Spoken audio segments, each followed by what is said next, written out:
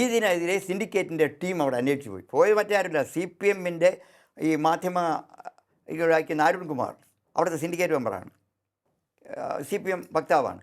അദ്ദേഹം ഉൾപ്പെടെയുള്ള സിൻഡിക്കേറ്റ് അവിടെ ചെന്നപ്പോൾ കാണുന്ന കാഴ്ച എന്നോട് പറഞ്ഞത്, ആൺകുട്ടികളുടെ റൂമിലെല്ലാവരും പെൺകുട്ടികളുടെ അടിവസ്ത്രങ്ങൾ കിടക്കുകയാണ്, പെൺകുട്ടികളുടെ മുറിയിൽ ആൺകുട്ടികളുടെ ഷർട്ടുകളെല്ലാം കിടക്കുകയാണ്. അത് ഞങ്ങളുടെ ഫ്രണ്ട്സിൻ്റെ ഷർട്ടാണെന്നാണ് പറയുന്നത്. ഈ ഒരു അവസ്ഥ കഞ്ചാവ് 24 മണിക്കൂർ തുറന്നിട്ടപ്പോൾ ഇപ്പോൾ സിൻഡിക്കേറ്റിൻ്റെ തീരുമാനമനുസരിച്ച് ഗേറ്റ് 10 മണിക്ക് ക്ലോസ് ചെയ്യാൻ തീരുമാനിച്ചു.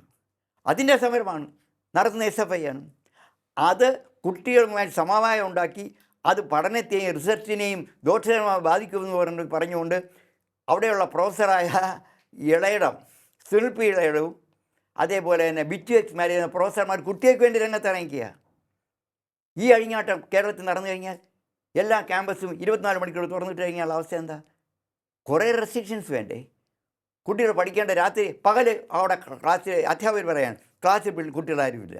വൈകുന്നേരം ആകുമ്പോൾ പുറത്തുള്ള കുട്ടികൾ, പുറത്തുള്ള പല ഉദ്യോഗസ്ഥന്മാരും ക്യാമ്പസിൽ തങ്ങുകയാണ്. ഇതാണ് കേരളത്തിൽ.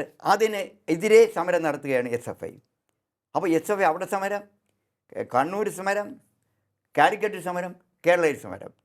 അപ്പോൾ ഇവർക്ക് ഗവൺമെൻറ് അറിഞ്ഞുകൊണ്ട്, ഞാനതാ പറഞ്ഞത്, ഗവൺമെൻറ് സ്പോൺസേഡ് സമരമാണ് ഈ നടക്കുന്നത്. ഇപ്പോൾ നിർഭാഗ്യവശാൽ ഈ കോടതി, ഇപ്പോൾ ഞാൻ കോടതി വിധിയെ വിമർശിക്കുകയൊന്നുമല്ല, പക്ഷേ ഒരു കാര്യം മനസ്സിലാക്കേണ്ടത്, വൈസ് ചാൻസലർമാരുടെ നിയമനത്തിൽ ഗവൺമെൻറ് ഇടപെടാൻ പാടില്ല, സുപ്രീം കോടതിയുടെ വിധിയുണ്ട്. ഇപ്പോൾ കോടതി പറയുന്നത് അത് പെർമനൻറ്റ് VC-മാർ, അങ്ങനെയില്ല. പെർമനൻറ്റ് VC, ടെമ്പററി VC എന്നൊരു VC ഇല്ല. VC എന്ന് പറയുന്നത് UGC പറഞ്ഞിട്ടുള്ള ക്വാളിഫിക്കേഷനുള്ള ആൾക്കാരെ നിയമിക്കുന്നതാണ് വൈസ് ചാൻസലർ.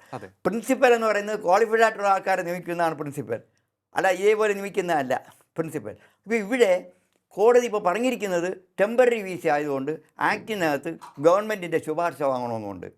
അത് സുപ്രീം കോടതിയിലെ വിധിക്കെതിരാണ്.